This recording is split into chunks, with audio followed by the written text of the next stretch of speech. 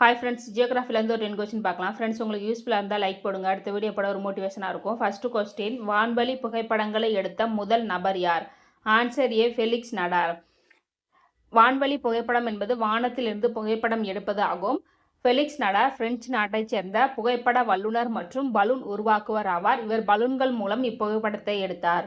Next question, Galileo என்பது எந்த நாட்டின் உலகளாவிய பயண செயற்கைக்கோள் ஆகும்?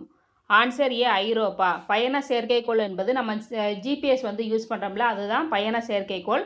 கலிலியோ என்பது ஐரோப்பாவை நாட்டைச் சேர்ந்ததாகும். நெக்ஸ்ட் கொஸ்டின், நவ்ஸ்டார் எந்த நாட்டின் பயண செயற்கைக்கோள்? ஆன்சர் பி, அமெரிக்க ஐக்கிய நாடு.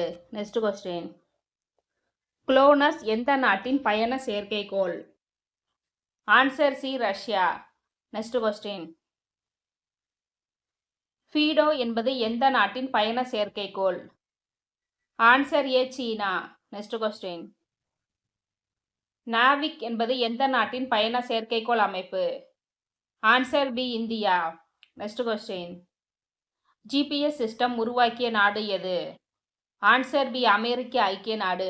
ஜிபிஎஸ் சிஸ்டம் தான் முதலில் பயன்படுத்தப்பட்ட அமைப்பு மற்றும் தற்பொழுது அதிகமாக பயன்படுத்தக்கூடிய செயலியும் ஆகும். இது முழு பயன்பாட்டிற்கு வந்த ஆண்டு 1995ஆம் ஆண்டு.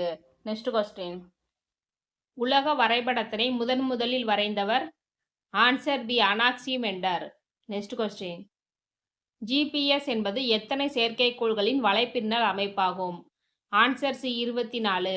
இந்த ஜிபிஎஸ் சிஸ்டத்தில் மொத்தம் 24 செயற்கைக்கோள்கள் ஒன்றுடன் ஒன்று தொடர்புடையவையாகும். இந்த 24 செயற்கைக்கோள்களும் தருகின்ற தகவலின் அடிப்படையில் ஜிபிஎஸ் சிஸ்டம் செயல்படுகிறது.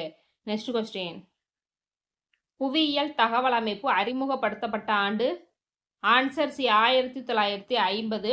புவியியல் தகவல் அமைப்புக்கு எடுத்துக்காட்டு கூகுள் மேப் ஆகும். இந்த கூகுள் மேப் போன்று புவியியல் தகவல் அமைப்பு முதலில் 1950ஆம் ஆண்டு வால்டா டாப்லர், ரோஜர் டாம் லிண்டன் ஆகியோரால் அறிமுகப்படுத்தப்பட்டது.